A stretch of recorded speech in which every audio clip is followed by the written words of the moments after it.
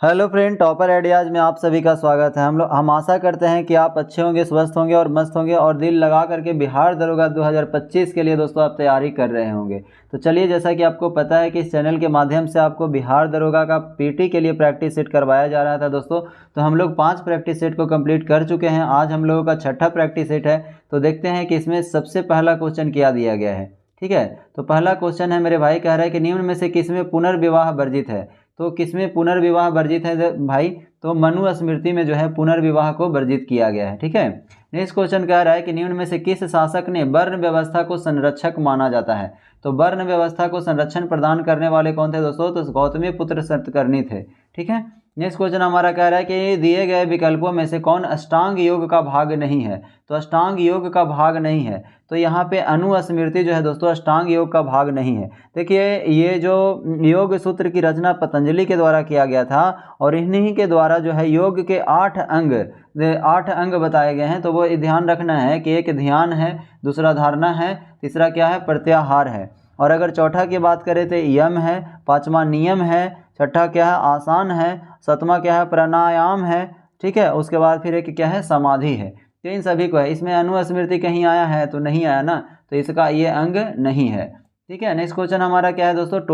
टोपरा तथा मेरठ से 2 अशोक स्तंभ लेख दिल्ली लाने वाला शासक कौन था। तो ये जो दोनों स्तंभ जो है दोस्तों अशोक के द्वारा जो बनाया गया था, जिसको दिल्ली लाने का काम कौन से शासक के द्वारा? तो फिरोज शाह तुगलक के द्वारा किया गया था। ठीक है, मुगल काल में निम्नलिखित युद्धों को कलानुक्रम में व्यवस्थित कीजिए। तो कलानुक्रम में व्यवस्थित करने के लिए हमें ये पता होना चाहिए मेरे भाई कि कौन सा युद्ध कब हुआ है। तो खानवा का युद्ध की अगर हम बात करें मेरे दोस्त, तो ये 1527 ईस्वी में खानवा का युद्ध हुआ है। सामूगढ़ का युद्ध की अगर हम बात करें तो ये 1658 में हुआ है। ठीक है, और घाघरा का युद्ध हम बात करें मेरे भाई तो 1529 में घाघरा का युद्ध हुआ। चौसा का युद्ध जो हुआ है 1539 में हुआ है। तो आप देखेंगे कि सबसे पहले कौन आया दोस्तों? खानवा का युद्ध, तो 2 नंबर हो गया। फिर आप देखेंगे कि 1501 नंबर में हो गया, फिर तीसरा, फिर क्या होगा? चौथा हो जाएगा। तो 2, 1, 3, 4 ऑप्शन नंबर आपका सी क्या हो जाएगा? राइट आंसर हो जाएगा। नेक्स्ट क्वेश्चन देखिए क्या रहा है, सरजमी प्रथा का संबंध किससे है। तो सरजमी प्रथा का जो संबंध है मेरे भाई वो किससे है? तो मराठा से संबंधित है। ये मराठा भू राजस्व से क्या है? ये संबंधित है।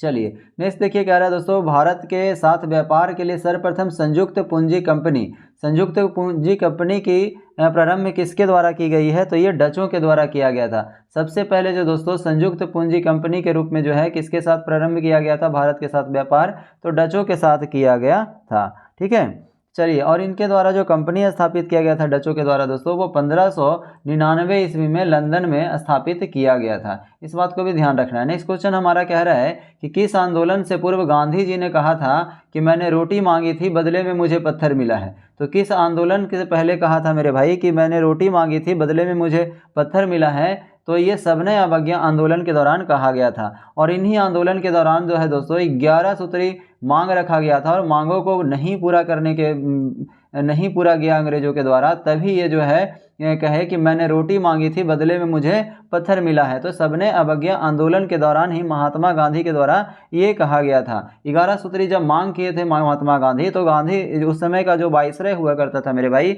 वो लॉर्ड इरविन हुआ करता था। इनकी मांगों पर वो नज़रअंदाज कर दिए। ठीक है, तो इसी पे गांधी जी जो है नाराज होकर के कहा कि मैंने रोटी मांगी थी बदले में मुझे पत्थर मिला है। ठीक है, तो याद रखना है कि सविनय अवज्ञा आंदोलन के दौरान ये बातें महात्मा गांधी जी के द्वारा कही गई थी। अब देखिए 9 नंबर क्वेश्चन हमारा क्या कह रहा है, मुजफ्फरपुर बम कांड किस क्रांतिकारी को फांसी दी गई है। तो मुजफ्फरपुर बम कांड में दोस्तों ये किसे? तो खुदीराम बोस को फांसी दी गई। क्यों दी गई थी मेरे भाई कि मुजफ्फरपुर बम कांड आखिर है क्या? तो यहाँ पे हुआ क्या था दोस्तों कि खुदीराम बोस जो है और प्रफुल्ल चाकी के द्वारा बम फेंका गया। और बम फेंका गया था इसलिए कि बम इसलिए फेंका गया था मेरे भाई कि किंग्सफोर्ड की क्या हो जाएगी उस समय जो था किंग्सफोर्ड की हत्या करने के लिए बम फेंका गया था। ठीक है, लेकिन गलती से क्या हो गया था मेरे भाई कि जो है कैनेडी जो थी उस समय की जो कैनेडी की पत्नी और उनकी पुत्री मारी गई। ठीक है, और वो जो है बिल्कुल निर्दोष थे। तो यहाँ पे जो है खुदीराम बोस को 11 11 अगस्त 1908 को जो है फांसी पे चढ़ा दिया गया था। ठीक है, तो इस प्रकार से ध्यान रखना। मुजफ्फरपुर बम कांड में क्या है दोस्तों, मारने के लिए जो है बम किस पे फेंके थे, तो किंग्सफोर्ड की हत्या के लिए प्रयास किया गया था, लेकिन गलती से क्या हो गया कि खुद कैनेडी की पत्नी और उनकी पुत्री मारी चली गई, जो कि वो क्या थे, बिल्कुल निर्दोष थे, और इसी के कारण जो है 11 अगस्त 1908 को खुदीराम बोस को फांसी पे चढ़ा दिया गया। ठीक है, नेक्स्ट क्वेश्चन है हमारा कि मलिक अंबर का संबंध किस भारतीय राज्य से है। तो मलिक अंबर का जो संबंध है मेरे भाई, ये किन भारतीय राज्य से है, तो आप देखेंगे कि अहमदनगर से ये संबंधित है। ठीक है, अहमदनगर से संबंधित है। चलिए नेक्स्ट क्वेश्चन हमारा क्या कह रहा है मेरे दोस्त, देखिएगा। देखिए नेक्स्ट क्वेश्चन हमारा कह रहा है कि किस वर्ष दादा भाई नौरोजी हाउस ऑफ कॉमन्स के सदस्य के रूप में निर्वाचित हुए हैं। तो किस वर्ष जो है दादा भाई नौरोजी हाउस ऑफ कॉमन्स के रूप में निर्वाचित हुए हैं मेरे भाई, तो ये जो है हमारे 1892 ईस्वी में, 1892 ईस्वी में जो है हाउस ऑफ कॉमन्स के सदस्य के रूप में निर्वाचित किए गए हैं। कौन, तो दादा भाई नौरोजी, और इन्हें grand old man of India के नाम से भी जाना जाता है। ठीक है, नेक्स्ट क्वेश्चन हमारा कह रहा है कि निम्नलिखित में से कौन जो है कन्नड़ साहित्य के त्रिरत्न में शामिल नहीं है। तो कन्नड़ साहित्य के त्रिरत्न में कौन जो है भाई वो शामिल नहीं है, तो कंबन की अगर हम बात करें तो ये त्रिरत्न में शामिल नहीं है। ठीक है, त्रिरत्न में कौन कौन सा शामिल है ये आपको पता है, तो कह रहा है कि पन्न, पोन्न और रन्न 10वीं शताब्दी में कन्नड़ साहित्य के त्रिरत्न थे। कौन कौन, तो देखिए एक था पंप, पोन्न और रत्न, यही तीनों शामिल है। और ये जो है दोस्तों ये कन्नड़ साहित्य में, ये बौद्ध साहित्य की बात नहीं कर रहा है, ध्यान रखिएगा, ये कन्नड़ साहित्य की बात कर रहा है त्रिरत्न की। तो पौन, पन्न और रत्न था, कंबन इसमें शामिल नहीं था। ठीक है, नेक्स्ट क्वेश्चन है हमारा कि नेशनल हेराल्ड अंग्रेजी पत्रिका का संपादन किसके द्वारा किया गया है। तो नेशनल हेराल्ड अंग्रेजी पत्रिका का जो संपादक जो करने वाले हैं दोस्तों वो हैं जवाहरलाल नेहरू। ठीक है, और इसका जो है 1938 ईस्वी में इसका संपादन किया गया। कौन से भाषा में, तो अंग्रेजी भाषा में। ठीक है, नेक्स्ट क्वेश्चन है हमारा कि राष्ट्रीय प्रतिरोधक विज्ञान संस्थान का मुख्यालय कहाँ है। तो राष्ट्रीय प्रतिरोधक विज्ञान संस्थान का मुख्यालय कहाँ है मेरे भाई, तो ये जो है नई दिल्ली में है। ठीक है, अगर आपसे पूछे कि नई दिल्ली में भारतीय कृषि अनुसंधान संस्थान कहाँ है, तो नई दिल्ली में है। ठीक है, केंद्रीय तंबाकू अनुसंधान संस्थान कहेगा तो आपका क्या हो जाएगा, तंबाकू का राजमुंदरी। राष्ट्रीय धातु विज्ञान प्रयोगशाला कहाँ, तो जमशेदपुर में। ठीक है, ये सब बातों को ध्यान रखना है। कह रहा है कि कालबेलिया लोक नृत्य का संबंध किस राज्य से है। तो कालबेलिया लोक नृत्य का संबंध किस राज्य से है मेरे भाई, तो ये राजस्थान से संबंधित है। ठीक है, नेक्स्ट क्वेश्चन हमारा क्या कह रहा है, पुलित्जर पुरस्कार देने की शुरुआत किस वर्ष की गई थी। तो पुलित्जर पुरस्कार देने की जो शुरुआत की गई थी मेरे भाई 1917 में इसकी शुरुआत की गई थी। ठीक है, और पुलित्जर पुरस्कार किस क्षेत्र में दिया जाता है, तो पत्रकारिता के क्षेत्र में, पत्रकारिता के क्षेत्र में जो है पत्रकारिता के क्षेत्र में दिया जाता है। ठीक है, नेक्स्ट क्वेश्चन हमारा है, और ये कहाँ, तो कोलंबिया विश्वविद्यालय के द्वारा दिया जाता है। पुलित्जर पुरस्कार किसके द्वारा, तो कोलंबिया, सबसे पहले तो 1917 में दिया गया, पत्रकारिता के क्षेत्र में दिया जाता है, और कोलंबिया के विश्वविद्यालय के द्वारा यह पुरस्कार प्राप्त दिया जाता है। ठीक है, नेक्स्ट क्वेश्चन है हमारा कि आधुनिक कंप्यूटर की खोज सर्वप्रथम किस वर्ष की गई थी। तो आधुनिक कंप्यूटर की खोज जो है सर्वप्रथम की गई थी वो 1946 यानी 1946 ईस्वी में की गई थी। ठीक है, ध्यान रखना है। और जो है दोस्तों यहाँ पे देखिए आर्थिक समृद्धि में शामिल किया जा सकता है।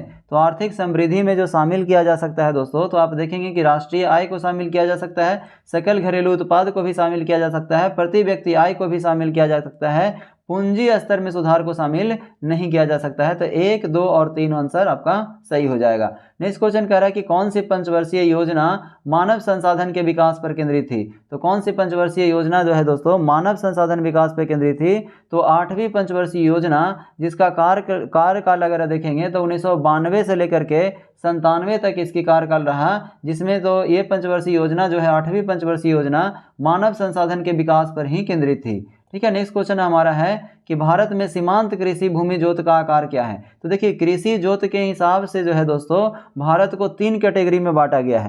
पहला एक तो होता है सीमांत कृषि भूमि जोत। तो सीमांत कृषि भूमि जोत में क्या होता है, 1 हेक्टेयर से कम भूमि का जोत होता है। ठीक है, 1 हेक्टेयर से कम भूमि जोत को क्या कहते हैं, सीमांत कृषि जोत। वही छोटी जोत की अगर हम बात करें तो 1 से 2 हेक्टेयर के बीच में अगर रहता है हेक्टेयर के बीच में अगर रहता है दोस्तों तो इसे हम कहते हैं छोटी जोत। और वही बड़ी जोत की अगर हम बात करें, एक होता है बड़ी जोत। तो बड़ी जोत में क्या होता है दोस्तों कि यहाँ पे जो है आपका 10 हेक्टेयर से अधिक भूमि रहता है तो इसे हम कहते हैं बड़ी जोत। और 1 से 2 हेक्टेयर के बीच रहेगा तो उसको क्या बोलेंगे, छोटी जोत। और 1 हेक्टेयर से कम रहेगा तो क्या होगा, सीमांत कृषि जोत हो जाएगा।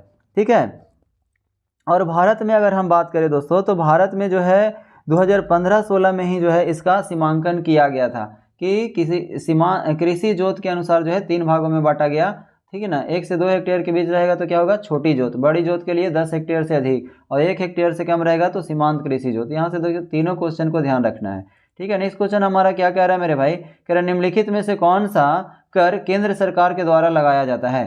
तो कौन सा कर है दोस्तों जो केंद्र सरकार के द्वारा लगाया जाता है परंतु राज्य सरकार द्वारा एकत्र और आवंटित किया जाता है। ठीक है। तो कौन सा ऐसा कर है जो केंद्र सरकार के द्वारा लगाया जाता है और राज्य सरकार के द्वारा एकत्रित किया जाता है। तो स्टाम्प कर की अगर आप बात करेंगे तो ये जो है उसी प्रकार का कर है। ठीक है। और चलिए नेक्स्ट क्वेश्चन है हमारा दोस्तों, कह रहा है कि निम्नलिखित में से कौन सा एक राजकोषीय नीति का उपकरण नहीं है। तो कौन सा जो है दोस्तों एक राजकोषीय नीति का उपकरण नहीं है। तो ब्याज दर की अगर बात करें तो ब्याज दर जो है राजकोषीय नीति का उपकरण नहीं है। नेक्स्ट क्वेश्चन हमारा कह रहा है कि हाल ही में 5 नए देश ब्रिक्स समूह में शामिल हुए हैं। तो 5 नए देश जो है ब्रिक्स समूह में शामिल हुए हैं, निम्न में से कौन सा देश शामिल नहीं हुआ है। तो 5 देश कौन कौन से शामिल हुए हैं इसको भी तो हमें जानना है। तो सबसे पहले आप इसका आंसर जान लीजिए कि अर्जेंटीना जो है दोस्तों इसमें शामिल होने से क्या कर दिया है, मना कर दिया है। ठीक है। तो यहाँ पे एक तो ईरान है, दूसरा क्या है दोस्तों मिस्र है। ठीक है। दूसरा क्या है, मिस्र है। तीसरा सऊदी अरब है और एक इथोपिया था। कौन था दोस्तों, इथोपिया की अगर हम बात करें तो इथोपिया भी था, इसमें शामिल होने वाला देश है। ठीक है। और एक अर्जेंटीना भी था लेकिन ये शामिल होने से मना कर दिया है। तो यही आपसे पूछ रहा है कि समूह में शामिल हुए निम्न में से कौन सा देश में शामिल नहीं हुआ। तो यहाँ पे अर्जेंटीना जो है शामिल नहीं हुआ है। और दोस्तों अगर हम ब्रिक्स की बात करें मेरे भाई तो पहले ये जो था BRIC ही हुआ था करता था। ठीक है। लेकिन एस यहाँ पे जुट गया और एस ब्रिक्स हो गया फिर। तो ये जो एस है हमारा क्या है दोस्तों, ये साउथ अफ्रीका है। क्या है दोस्तों, साउथ अफ्रीका है। और साउथ अफ्रीका जो है इस संगठन में शामिल कब हुआ है, तो 2011 में साउथ अफ्रीका शामिल हो गया है। और ये ब्रिक्स जो था पहले BRIC जो था वो BRICS में बदल गया यानी ब्रिक्स हो गया। ठीक है। चलिए नेक्स्ट क्वेश्चन हमारा क्या कर रहा है, निम्नलिखित में से कौन जो है दक्षिण अमेरिकी देश में है जो अपनी सभी ग्लेशियरों को खोने वाला पहला देश बन गया है। तो कह रहा है कि कौन सा दक्षिण अमेरिकी देश है जो अपने सभी ग्लेशियरों को खोने वाला पहला देश बन गया है। तो सभी ग्लेशियरों को कौन खो दिया है दोस्तों, तो वेनेजुएला जो है ऐसा करने वाला पहला देश बन गया है। नेक्स्ट क्वेश्चन है हमारा कि अभ्यास पिच ब्लैक 2024 अभ्यास पिच ब्लैक 2024 का आयोजन कहाँ किया गया है। तो ये जो है दोस्तों ऑस्ट्रेलिया में किया गया है। कहाँ किया गया है, ऑस्ट्रेलिया में किया गया है। और ये जो है दोस्तों एक ऐसा अभ्यास है, तो ये बहुराष्ट्रीय वायु सैनिक अभ्यास है। ठीक है। ये क्या है, बहुराष्ट्रीय यानी 1 से 2 से ज़्यादा देश इसमें भाग लेंगे। और ये कैसा अभ्यास है, तो वायु सैनिक अभ्यास है। ठीक है। नेक्स्ट क्वेश्चन है हमारा कि विश्व जनसंख्या दिवस किस दिवस को मनाया जाता है, कौन दिन को मनाया जाता है। तो 11 जुलाई को विश्व जनसंख्या दिवस मनाया जाता है। आखिर ये मनाया क्यों जाता है, तो जनसंख्या संबंधित समस्याओं पर वैश्विक चेतना को जागृत करने के लिए क्या किया जाता है, प्रत्येक वर्ष 11 जुलाई को विश्व जनसंख्या दिवस मनाया जाता है। और यहाँ पे बात करें दोस्तों कि 2024 में जो ये दिवस मनाया गया तो आखिर उसका थीम क्या था, तो थीम ये था दोस्तों कि किसी को पीछे न छोड़ें, सबकी गिनती करें। किसी को पीछे न छोड़ें, सबको गिनती करें। यही जो था दोस्तों 2024 में जो जनसंख्या दिवस मनाया गया उसका थीम था। नेक्स्ट क्वेश्चन है हमारा कि भारत के पहले ग्राफीन केंद्र India innovation centre for graphene की स्थापना किस राज्य में किया गया है। तो India innovation centre for graphene के लिए स्थापना किस राज्य में किया गया है मेरे भाई, तो केरल में किया गया है। कहाँ किया गया है, केरल में किया गया है। चलिए, और किसके सहयोग से अगर आपसे पूछता है तो टाटा स्टील लिमिटेड के सहयोग से इसका स्थापना किया गया है। नेक्स्ट क्वेश्चन है हमारा कि 2024 में राष्ट्रपति द्रौपदी मुर्मू के द्वारा किसे लोकपाल का नया अध्यक्ष नियुक्त किया गया है। तो किसे लोकपाल का नया अध्यक्ष के रूप में नियुक्त किया गया है, तो अजय मानिक राव खानविलकर को किया गया है दोस्तों। किसे, अजय मानिक राव खानविलकर को किया गया है। ठीक है। और ये जो है दोस्तों भारत के दूसरे जो है दूसरे लोकपाल अध्यक्ष होंगे। और पहला कौन थे दोस्तों? तो पहला जो लोकपाल अध्यक्ष थे वो कौन थे? पिनाकी चंद्र घोष थे। कौन थे? पिनाकी चंद्र घोष थे। ठीक है, और पिनाकी चंद्र घोष का जो कार्यकाल था वो 2019 से 22 तक था। उसके बाद कौन बने हैं? अजय माणिकराव खानविलकर बने हैं। ठीक है, नेक्स्ट क्वेश्चन हमारा कह रहा है मेरे भाई कि 18वीं भारत वन स्थिति रिपोर्ट 2023 के अनुसार भारत के कितने प्रतिशत क्षेत्र में वन एवं वृक्षावन है? ठीक है, तो कितने प्रतिशत क्षेत्र में दोस्तों? तो 25.71% पर जो है वन एवं वृक्षावन है। ठीक है, 25.71% पर जो है वन एवं वृक्षावन है। चलिए अब देखिए मेरे भाई कह रहा है कि केंद्रीय बजट 2024-25 में बिहार के व्यापक विकास परियोजनाओं हेतु कितने करोड़ रुपए के विशेष पैकेज का प्रावधान किया गया है? तो किसके लिए पैकेज की बात कर रहा है मेरे भाई? तो कह रहा है कि बिहार के व्यापक विकास परियोजनाओं हेतु कितने करोड़ रुपए के विशेष पैकेज का प्रावधान किया गया है? तो 58,900 करोड़ रुपये, 58,900 करोड़ रुपये की पैकेज की बात कही गई है। नेक्स्ट क्वेश्चन हमारा है कि हाल ही में भारत ने स्वदेशी रूप से डिजाइन और विकसित हल्के टैंक जोरावर का अनावरण किया है, उसे किस संस्थान द्वारा विकसित किया जाएगा? तो उसे किस संस्थान के द्वारा? तो DRDO के द्वारा क्या किया जाएगा? विकसित किया जाएगा। हाल ही में भारत ने स्वदेशी रूप से डिजाइन और विकसित हल्के टैंक जोरावर का अनावरण किया है, उसे किस संस्थान द्वारा विकसित किया जाएगा? तो DRDO के द्वारा विकसित किया जाएगा। ठीक है, अब हम बात करते हैं दोस्तों कि नेक्स्ट क्वेश्चन हमारा क्या है। देखिए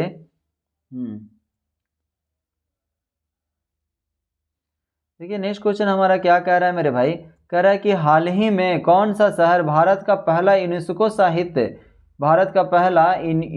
साहित्य जो है शहर बना है? तो भारत का पहला यूनेस्को साहित्य शहर जो बना है दोस्तों वो कोझीकोड बना है। कौन बना है? कोझीकोड। और ये कहाँ है मेरे भाई? तो ये केरल में है।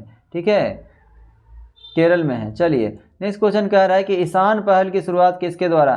तो ईशान पहल की जो शुरुआत किया गया है दोस्तों ये भारतीय विमानपत्तन प्राधिकरण के द्वारा किया गया है। ठीक है, भारतीय विमान प्राधिकरण के द्वारा किया गया है। चलिए नेक्स्ट क्वेश्चन हमारा क्या कह रहा है कि हाल ही में भारत के पूर्व प्रधानमंत्री डॉक्टर मनमोहन सिंह का निधन हो गया है। इन्होंने किस वर्ष RBI के गवर्नर पद पर रहते हुए अपने कर्तव्यों का निर्वहन किया है? तो RBI के गवर्नर पद पर रहते हुए अपने कर्तव्यों का निर्वहन किया है, तो वो कौन है मेरे भाई? तो 1982 से 85 है। कौन है? यानी कि 1982 से 1985 तक है। ठीक है, चलिए और ये जो थे दोस्तों RBI के 15वें गवर्नर के रूप में जो है RBI के 15वें गवर्नर के रूप में जो है ये थे। नेक्स्ट क्वेश्चन है हमारा कि किस देश में विश्व के सबसे बड़े directorate and capture and storage plant mammoth का परिचालन हुआ है? तो सबसे पहले जो है दोस्तों कह रहा है कि बड़े directorate air capture and storage plant mammoth का परिचालन शुरू हुआ है। तो कहाँ शुरू हुआ है दोस्तों? तो आइसलैंड में इसकी शुरुआत की गई है। ठीक है, नेक्स्ट क्वेश्चन कह रहा है कि अंतर्राष्ट्रीय सौर गठबंधन का 99वां सदस्य कौन बना है? तो अंतर्राष्ट्रीय सौर गठबंधन का अगर हम बात करें तो 99वां सदस्य जो है वो किसे है? तो स्पेन बना गया है। और 100वां सदस्य अगर पूछेगा तब तो 100वां सदस्य जो है दोस्तों पराग्वे बना है। कौन बना है? पराग्वे बना है। ठीक है, पराग्वे बना है। ध्यान रखना है कि ये जो है 100वां सदस्य बना है। 99वां सदस्य को तो देख ही लिया स्पेन, 100वां सदस्य कहेगा तो कौन? पराग्वे। और अगर हम बात करें दोस्तों कि ये जो अंतर्राष्ट्रीय सौर गठबंधन है इसकी शुरुआत जो है 2015 में किया गया था। किसके सहयोग से? तो भारत और फ्रांस के सहयोग से स्टार्ट किया गया था। नेक्स्ट क्वेश्चन है हमारा कि वर्ष 2024 में किसे साहित्य अकादमी फेलोशिप सम्मान से सम्मानित किया गया है? तो साहित्य अकादमी फेलोशिप सम्मान से किसे सम्मानित किया गया है दोस्तों? तो रस्किन बॉन्ड को सम्मानित किया गया है। नेक्स्ट क्वेश्चन है हमारा राष्ट्रपति द्रौपदी मुर्मू ने राष्ट्रपति भवन के दरबार हॉल का नाम बदलकर क्या रखा है?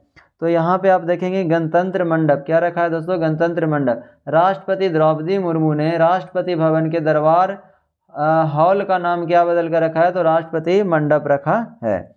चलिए देखिए अब यहाँ पे देखेंगे मेरे भाई कह रहा है कि भारत के किस राज्य में 5200 पुराने हड़प्पा बस्ती की खोज हुई है? तो 5200 पुराने हड़प्पा बस्ती की जो खोज हुई है मेरे भाई ये कहाँ? तो गुजरात में हुआ है। ठीक है, कहाँ हुआ है? गुजरात में। नेक्स्ट क्वेश्चन कह रहा है कि ऑनलाइन गेमिंग के प्रतिकूल प्रभाव को कम करने के लिए किस राज्य ने डिजिटल डिटॉक्स पहल की शुरुआत किया है? तो कर्नाटक के द्वारा। किसके द्वारा? कर्नाटक के द्वारा किया गया है। ठीक है, नेक्स्ट क्वेश्चन हमारा है कि पेरिस ओलंपिक 2024 में भारत के ध्वजवाहक के रूप में पीवी सिंधु के साथ कौन थे? तो पेरिस ओलंपिक 2024 या 33वां ग्रीष्मकालीन ओलंपिक की अगर हम बात करें तो उसमें ध्वजवाहक के रूप में पीवी सिंधु के साथ कौन थे दोस्तों? तो पीवी सिंधु के साथ अभिनव बिंद्रा थे, सॉरी मन्नू भाकर थे। कौन थे दोस्तों? एक सेकंड, ओहो सॉरी भाई, यहाँ पे पेरिस ओलंपिक कह रहा है ना, तो ध्वजवाहक के रूप में पीवी सिंधु के साथ कौन थे मेरे भाई? तो शरत कमल थे। कौन थे? शरत कमल थे, ठीक है, याद रखना है। पीवी सिंधु के कौन थे दोस्तों? शरत कमल थे। जबकि समापन में अगर पूछता है ना, अगर समापन में पूछता है तो ध्यान रखना है कि समापन के समय में मन्नू भाकर और पीआर श्रीजेश थे, ठीक है। कौन थे दोस्तों? मन्नू भाकर, पीआर श्रीजेश और एक मन्नू भाकर थे, ठीक है, याद रखना है। नेक्स्ट क्वेश्चन हमारा है कि स्वतंत्र भारत में ओलंपिक के लिए एक ही संस्करण में 2 पदक जीतने वाली, एक ही संस्करण में 2 पदक जीतने वाली भारतीय खिलाड़ी कौन बनी है? तो ये क्या होगा? मन्नू भाकर होगा, ठीक है। और ये जो है दोस्तों निशानेबाजी में जो है, निशानेबाजी में जो है मेडल लेने वाली पहली महिला थी, ठीक है, पहली महिला थी। चलिए, और इन्होंने जो है कांसे का मेडल मिला है, इन्हें ब्रॉन्ज मेडल मिला है। अब जरा देखिए मेरे भाई क्या कह रहा है, कह रहा है पूजा फूल तोड़ रही है, वाक्य में कौन सी क्रिया है? तो पूजा फूल तोड़ रही है, सकर्मक क्रिया। क्या है दोस्तों? सकर्मक क्रिया। जिस क्रिया का साथ जो है कर्म रहता है उस और अथवा उसे रहने की संभावना रहती है, उसे हम क्या कहते हैं? सकर्मक क्रिया कहते हैं। चलिए, नेक्स्ट क्वेश्चन है हमारा कि निम्नलिखित में से घोड़ा का पर्यायवाची, तो घोड़ा का जो पर्यायवाची है दोस्तों शब्द नहीं है, ये पूछा है। घोटक तो है, तुरंग भी है, सैंधव भी है, अस्मक नहीं है दोस्तों। अस्मक की अगर हम बात करें तो अस्मक जो है ये पत्थर का पर्यायवाची शब्द किसका होता है? पत्थर का पर्यायवाची शब्द होता है, पत्थर का पर्यायवाची शब्द। और अगर हम बात करें तो लोह भी कहते हैं, ठीक है, सॉरी लोह नहीं, लोथ कहते हैं, सीला भी कहते हैं, ये सब तो आप नाम सुने ही होंगे, ये सब पत्थर का पर्यायवाची शब्द है अस्मक, तो अस्मक है इसका। तो तुरंग, सैंधव और घटक क्या है? ये घोड़ा का पर्यायवाची, तो नहीं पूछा था इसलिए क्या होगा? अस्मक होगा। नेक्स्ट क्वेश्चन हमारा, निम्नलिखित में से कौन सा शब्द वर्तनी के दृष्टि से अशुद्ध है? शब्द वर्तनी की दृष्टि से अशुद्ध है तो आप देखेंगे दोस्तों आषाढ़ है। आषाढ़ जो है क्या है दोस्तों? आषाढ़ यहाँ पे जो है वर्तनी के दृष्टिकोण से अशुद्ध है, ठीक है। आषाढ़ को हम लोग ऐसे नहीं लिखते हैं, आषाढ़ को हम लोग लिखते हैं आषाढ़, आषाढ़ ऐसे लिखते हैं, मूर्धन्य सा होगा इसमें। नेक्स्ट क्वेश्चन है हमारा, हे राम तुम कहाँ हो, वाक्य में कौन सा कारक है? हे राम तुम कहाँ हो, इसमें क्या होगा? संबोधन कारक का हो, संबोधक कारक होगा, संबोधन कारक होगा, ठीक है, याद रखना है। चलिए, नेक्स्ट क्वेश्चन हमारा क्या कह रहा है कि निम्न में से कौन सा कर्मधारय समास का उदाहरण है? तो कर्मधारय समास का उदाहरण कौन सा है दोस्तों? तो श्वेत पत्र, क्या है? श्वेत पत्र जो है कर्मधारय समास का उदाहरण है। चलिए, नेक्स्ट क्वेश्चन कह रहा है कि each day the price of gold bill the fluctuate on the market, क्या होगा? फ्लैक्चुएट होगा। इसका आंसर क्या होगा? फ्लैटर नहीं होगा, फ्लैक्चुएट होगा, ठीक है, उतार चढ़ाव होते रहता है। अब यहाँ पे देखिए कह रहा है कि abolish education need to include reading, writing, math and variety of other subject, क्या होगा? यहाँ पे जो आपका होगा एक फंडामेंटल, एक जो क्या होगा? A fundamental education need to include reading, writing, math and variety of the subject, ठीक है। नेक्स्ट क्वेश्चन है हमारा कि formally put the end to system practice और institution, select appropriate one of the substitution. तो यहाँ पे आप देखेंगे माई कि क्या हो जाएगा? एबोलिश हो जाएगा, क्या हो जाएगा? एबोलिश हो जाएगा, उन्मूलन करना हो जाएगा यहाँ पे, ठीक है, तो ध्यान रखना है। यहाँ पे कह रहा है कि जूट के रेशों से सामानों का निर्माण करने में भारत विश्व में कौन सा स्थान है? अरे भाई जूट कह रहा है ना, तो जूट के रेशों से कोई सामान बनाने में भारत का स्थान कितना स्थान पे है? तो भाई ये पहला स्थान पे है, जूट में क्या है? भारत जो है पहला स्थान पे है, ठीक है ना। और सोने का रेशा गोल्डन फाइबर के नाम से जो है मशहूर कौन है? जूट है, ठीक है। भारत जो है विश्व में प्रथम स्थान पे है जूट में, ठीक है। और इसका पहला कारखाना कहाँ लगा था दोस्तों जूट का? तो कोलकाता के समीप जो है रिसरा में लगाया गया था, ठीक है, रिसरा में लगाया था। नेक्स्ट क्वेश्चन हमारा कह रहा है विश्व में सबसे अधिक थोरियम का भंडार कहाँ, भारत के किस राज्य में है? तो थोरियम का भंडार जो है सबसे ज़्यादा भारत के किस राज्य में है दोस्तों? तो केरल में देखने को मिलता है, ठीक है, थोरियम का। चलिए, अब यहाँ पे ये जो है दोस्तों थोरियम पाया किस में जाता है, तो मोनाजाइट बालू में पाया जाता है, ठीक है। और देश के कुल स्वर्ण उत्पादन का जो है 99% भाग जो है अकेले कहाँ से, तो कौन से राज्य से सोना के बारे में पूछेगा तो कर्नाटक राज्य से जो है 99% देश के को जो है सोना कर्नाटक से ही निकलता है। नेक्स्ट क्वेश्चन हमारा सौर मंडल का सर्वाधिक कक्षीय गति वाला ग्रह कौन सा है, तो सर्वाधिक कक्षीय गति वाला अगर आपसे पूछता है तो आपको सीधा सीधा बात याद रखना है दोस्तों कि कौन है, बुध है। बुध के बारे में हम दूसरा नंबर प्रैक्टिस सेट में भी बताए थे कि जो है सर्वाधिक कक्षीय गति वाला है, ठीक है ना। और सबसे नज़दीकी का ग्रह भी है, सबसे हल्का ग्रह है, इसके पास कोई भी उपग्रह नहीं है। चुंबकीय क्षेत्र इसका होना जो है एक विशिष्ट गुण माना जाता है। सबसे कम समय में जो है पूरी करती है सूर्य की परिक्रमा, तापांतर भी इसका क्या होता है, सबसे अधिक होता है, ठीक है। नेक्स्ट क्वेश्चन हमारा क्या कह रहा है मेरे दोस्त, देखिएगा ज़रा।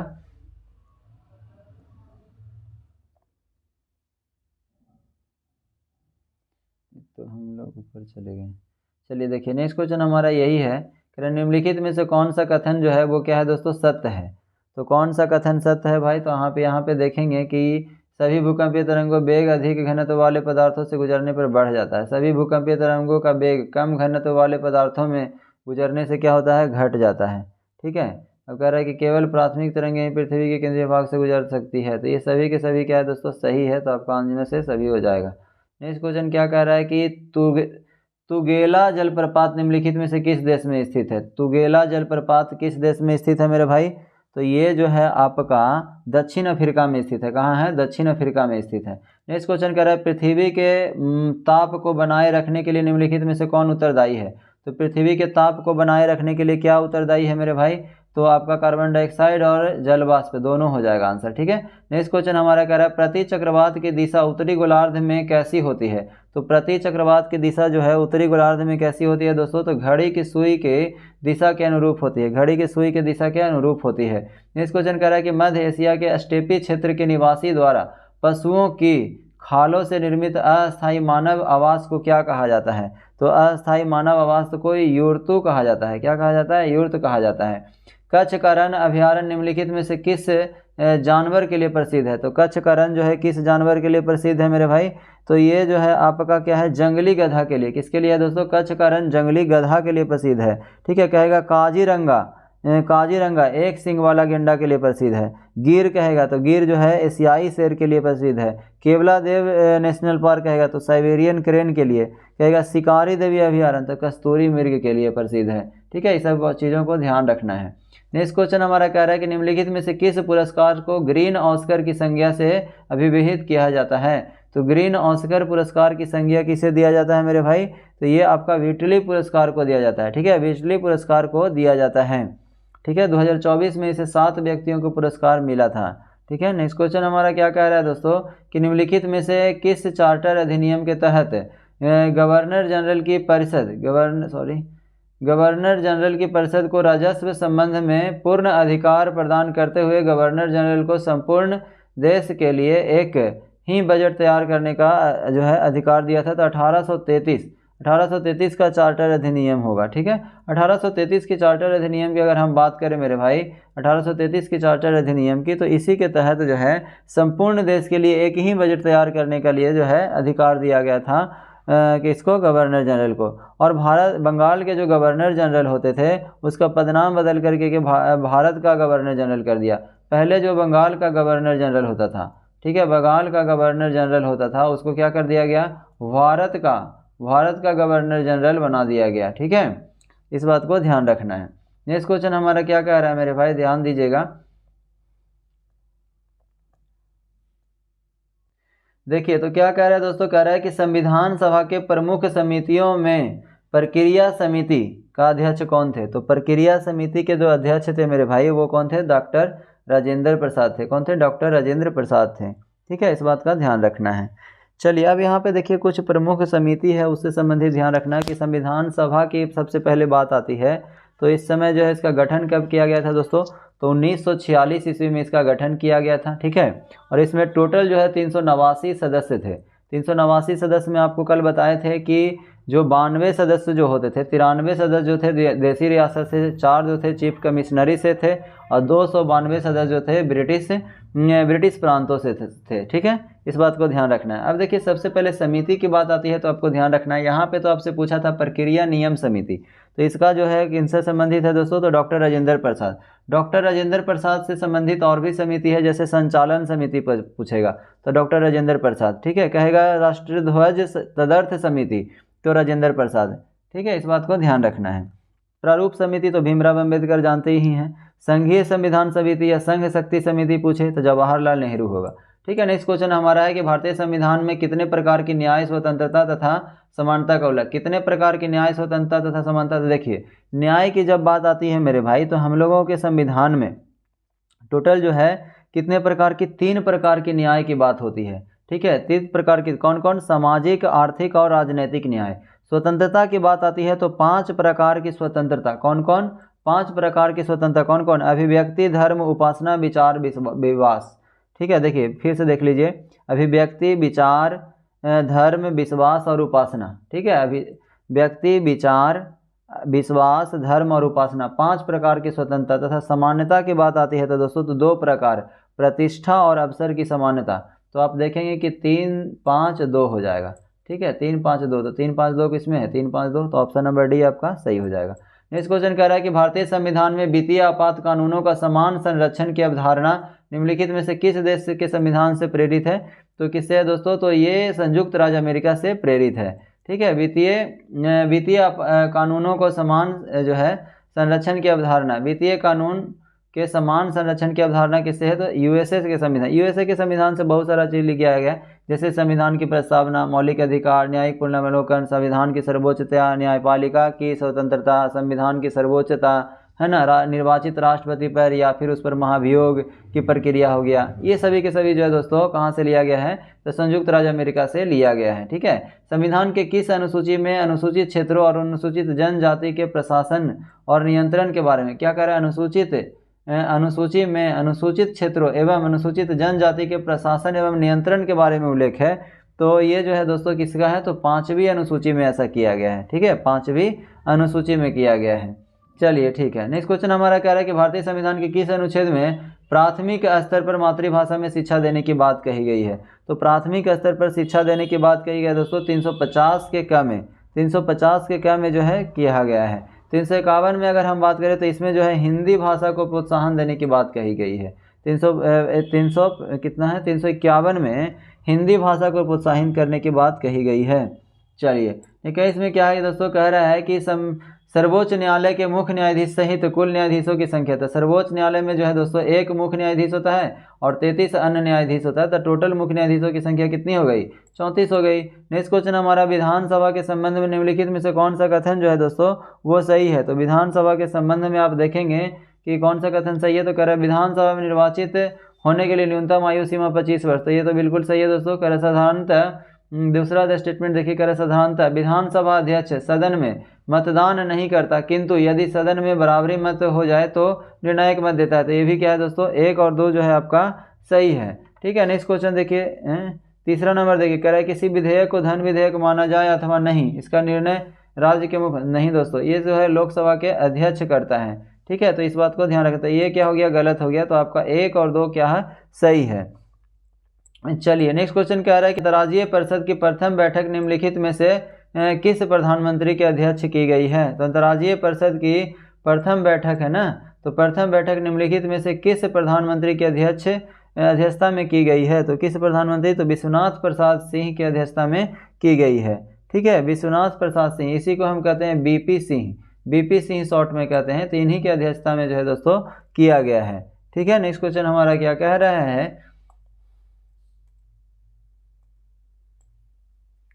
निम्नलिखित में से किस संविधान संशोधन अधिनियम के द्वारा राष्ट्रीय न्यायिक नियुक्ति आयोग की स्थापना किया गया है, किस अधिनियम के द्वारा राष्ट्रीय न्यायिक नियुक्ति की स्थापना की गई है मेरे भाई, तो ये जो आपका किया गया है वो 99वां संविधान संशोधन अधिनियम 2014 के तहत किया गया है। ठीक है, 100वां संविधान संशोधन के बारे में पूछता है क्वेश्चन, तो ध्यान रखिएगा कि भारत बांग्लादेश भूमि हस्तांतरण किया गया है, इसके तहत भारत और बांग्लादेश के बीच जो भूमि हस्तांतरित हुआ है वो 100वां संविधान संशोधन अधिनियम 2015 के तहत हुआ है। नेक्स्ट क्वेश्चन हमारा क्या कह रहा है, जरा ध्यान दीजिएगा, कह रहा है कि सौर विकिरण मापक उपकरण को क्या कहा जाता है, सौर विकिरण मापक उपकरण को क्या कहा जाता है मेरे भाई, तो ये जो है देखेंगे कि एनीमोमीटर नहीं होगा, ठीक है, एंटीनोमीटर होगा। क्या होगा दोस्तों? एंटीनोमीटर। सौर विकिरण माप के लिए क्या होगा? एंटीनोमीटर।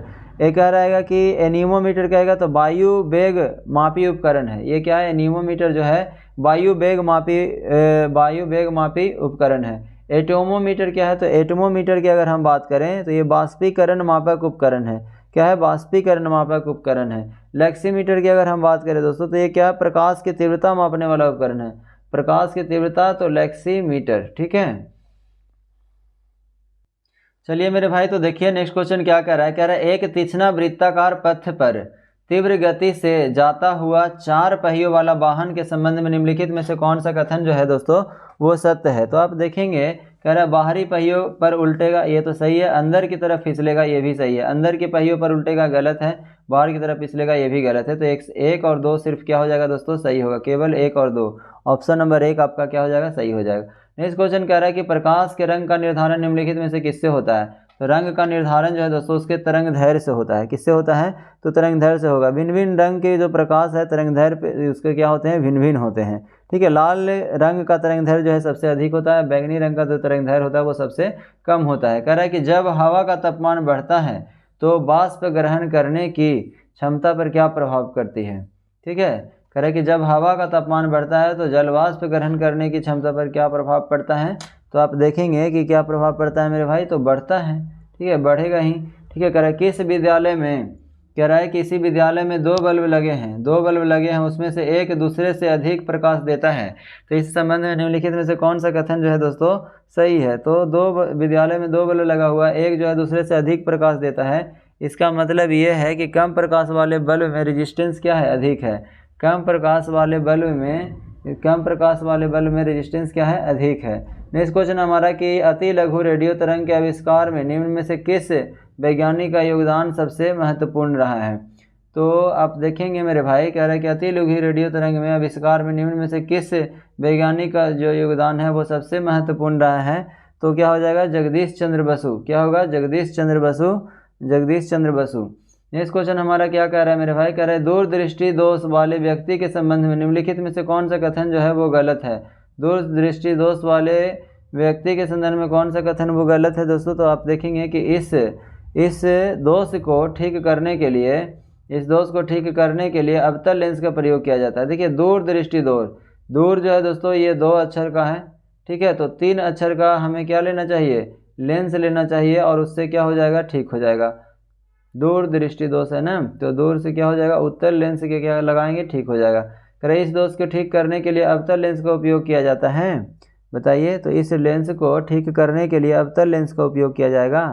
तो ये तो आपका क्या हो जाएगा दोस्तों, यहाँ पे देखिए क्या कह रहा है दोस्तों, क्या कह रहा है। कह रहा है कि दूर दृष्टि दोष वाले व्यक्ति के संबंध में कौन सा, ऐसा सत्य नहीं है पूछा है, तो अवतल लेंस नहीं ना किया जाएगा, उत्तल ना। अभी हम बताएं कि 2 अक्षर का दूर है तो 3 अक्षर का क्या लगाएंगे? उत्तल लगाएंगे दूर दृष्टि दोष के लिए। और निकट दृष्टि दोष कहेगा तब, निकट 3 अक्षर का है तो अवतल हो जाएगा 4 अक्षर का, तो अवतल लगाएंगे हम फिर, ठीक है। अवतल लेंस से सही होगा। नेक्स्ट क्वेश्चन हमारा कह रहा है मेरे भाई, देखिएगा, परमाणु जिसमें प्रोटॉन की संख्या समान तथा न्यूट्रॉन की संख्या भिन्न भिन्न होती है। परमाणु प्रोटॉन की संख्या समान मतलब क्या, कि ये जो है समस्थानिक होगा, एक ही स्थान पर रहेगा, ठीक है। तो क्या होगा? समस्थानिक होगा। नेक्स्ट क्वेश्चन हमारा है कि क्यूपराइट निम्नलिखित में से किस धातु का तत्व अयस्क है। तो क्यूपराइट जो है निम्नलिखित में से किस धातु का है दोस्तों? ये कॉपर का है, ठीक है। नेक्स्ट क्वेश्चन हमारा नीचे लिखे दिए गए कूट में एक से 2 से क्या करिए? सुमेलित कीजिए। तो आप देखेंगे मेरे भाई कि देखिए पहला क्या कह रहा है? व्यंजन की बात करें तो पेट्रोलियम देगा ही। कह रहा है कि प्रगलन की अगर हम बात करें दोस्तों तो प्रगलन जो है तो एक ही नंबर देखिए, हाँ देखिए दोस्तों, कह रहा है भंजन सुमेलित करना है। तो भंजन की अगर हम बात करें तो भंजन जो है क्या है दोस्तों? पेट्रोलियम हो जाएगा। तो आपको यहाँ पे क्यों लिख दीजिए। प्रगलन की अगर बात करें तो ताम्र, आर हो गया। हाइड्रोजनीकरण की अगर हम बात करें तो ये खाद्य वसा, ठीक है, खाद्य वसा। बल्कीकरण की बात करें तो क्या? 4 हो गया। तो QRS और क्या हो जाएगा?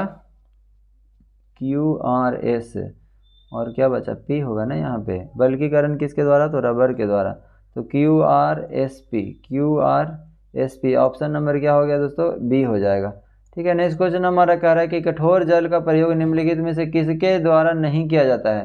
तो कठोर जल का प्रयोग किसके द्वारा नहीं किया जाता है, तो इनमें से सभी हो जाएगा। ठीक है, क्योंकि पानी के पीने के लिए भी नहीं किया जाएगा, साबुन के कपड़े धोने के लिए, फसल की सिंचाई के लिए, किसी के लिए भी नहीं। निम्नलिखित में से क्या हो जाएगा दोस्तों, कह रहा है कि कीट भक्षी पौधे जिस मृदा में उगते हैं उसमें किस तत्व की अधिकता होती है। तो किस पौधे की अधिकता होती है मेरे भाई, तो आप देखेंगे कि कीटभक्षी पौधे उगते हैं उसमें से उसमें किस तत्व की कमी होती है। तो आप देखेंगे कि नाइट्रोजन की क्या होती है दोस्तों, नाइट्रोजन की कमी होती है। ठीक है, नेक्स्ट क्वेश्चन हमारा कि एथिलीन का उपयोग निम्नलिखित में से कहाँ नहीं किया जाता है। तो एथिलीन का प्रयोग या उपयोग कहाँ नहीं किया जाता है, तो ये जो है आपको देखेंगे कि कार्बन लैंपों में प्रादीपक के रूप में नहीं किया जाता है। ठीक है, चलिए नेक्स्ट क्वेश्चन हमारा कि बुलेट प्रूफ वस्त्र बनाने के लिए निम्नलिखित में से किसका उपयोग किया जाता है। तो बुलेट प्रूफ वस्त्र बनाने के लिए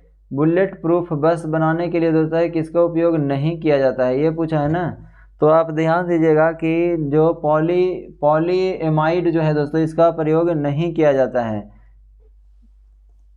सॉरी बुलेट प्रूफ वस्त्र बनाने में निम्नलिखित में से किसका प्रयोग किया जाता है, पॉलीएमाइड का क्या किया जाता है, प्रयोग किया जाता है। ठीक है, ध्यान रखना है। नेक्स्ट क्वेश्चन कह रहा है कि जेली बनाने हैं तो निम्नलिखित में से कौन सा फल जो है सर्वाधिक उपयुक्त है। तो जेली बनाने के लिए सबसे सर्वाधिक उपयुक्त फल क्या होता है दोस्तों, अमरूद होता है। नेक्स्ट क्वेश्चन क्या कह रहा है मेरे भाई,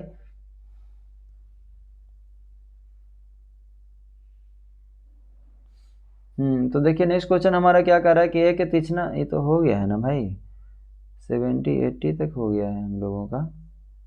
तो चलिए इधर देखिए मेरे दोस्त, 78 तो हो गया, अमरूद 85 तक हो गया है ना। तो इधर आना चाहिए था हम लोगों को।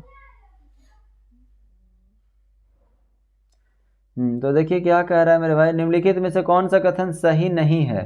तो कौन सा कथन है दोस्तों, वो सही नहीं है। तो आप देखेंगे कि सभी इकाइनोडर्म सजीव प्रजीवक होते हैं। तो सभी इकाइनोडर्म जो है दोस्तों वो सजीव प्रजीवक नहीं होते हैं, ये तो ऐसे ही गलत हो जाएगा। चलिए नेक्स्ट क्वेश्चन क्या कह रहा है कि सांप के जहरीले विषदंत होते हैं जो रूपांतरित रूप है।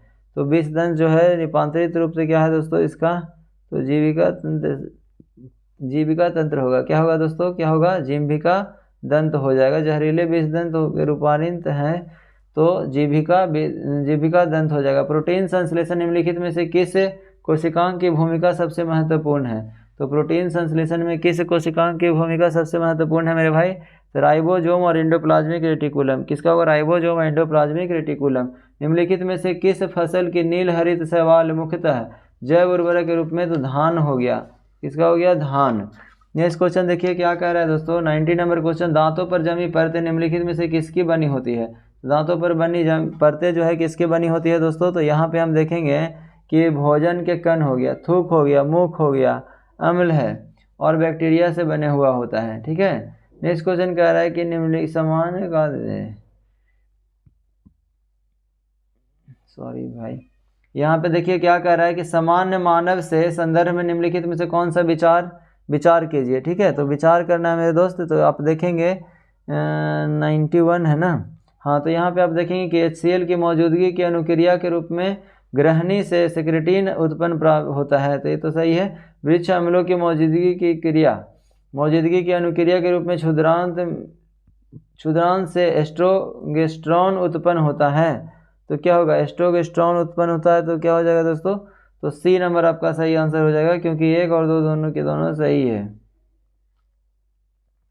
नेक्स्ट क्वेश्चन क्या है, मानव शरीर में तंत्रिका तंत्र की गड़बड़ियां निम्नलिखित में से किस विटामिन की कमी के कारण होता है। तो तंत्रिका तंत्र में जो गड़बड़ियां होता है दोस्तों वो किस विटामिन की कमी के कारण होता है, तो वो होता है B12 की कमी के कारण। किसके होता है, B12 की कमी के कारण। B12 को क्या कहते हैं, मांस मछली। हाँ, स्रोत क्या है B12 प्राप्त करने का, तो ध्यान रखना है कि मांस मछली अंडा दूध ये सब खाइए। ठीक है, विटामिन B5 का स्रोत पूछेगा तब क्या होगा, तो इसकी कमी से चर्म रोग, वृद्धि रोग ये सब हो जाता है, पहले ही जानो। उसके बाद रेट देख लो कि कितना में मेरा हो जाएगा। ठीक है, तो अब यहाँ पे हम देखेंगे मेरे दोस्त की कह रहा है निम्नलिखित में से कौन सा लक्षण हृदय घात से संबंधित है। तो हृदय घात से संबंधित कौन सा लक्षण है, तो इनमें से सभी, कह रहा पसीना तथा जी में चलना, बाहों में दर्द, सीने में दर्द, ये सभी के सभी जो है दोस्तों क्या है, उसी से संबंधित है। नेक्स्ट क्वेश्चन देखिए, बस लास्ट का 2 क्वेश्चन बचा है। एस्ट्रोजन नामक हार्मोन निम्नलिखित में से किसके द्वारा स्रावित होता है? तो एस्ट्रोजन नामक हार्मोन जो है दोस्तों किसके द्वारा, तो पोटिका के द्वारा स्रावित होता है, पोटिका के द्वारा, वेसल्स के द्वारा स्रावित होता है। चलिए नेक्स्ट क्वेश्चन हमारा क्या है, नेक्स्ट क्वेश्चन, और ये दोस्तों आज का अंतिम क्वेश्चन भी होगा, ठीक है, ध्यान रखना है। 49 तक ही है, सॉरी 94 तक ही, अच्छा 94 तक ही है ना, और होना चाहिए मेरे भाई। चलिए कोई नहीं, एक क्वेश्चन और बचा हुआ था, वो कट गया है, ठीक है। तो उम्मीद करते हैं दोस्तों ये प्रैक्टिस सेट आपको काफ़ी अच्छा लगा होगा, ठीक है। चलिए मिलते हैं नेक्स्ट प्रैक्टिस सेट में नेक्स्ट डे के साथ।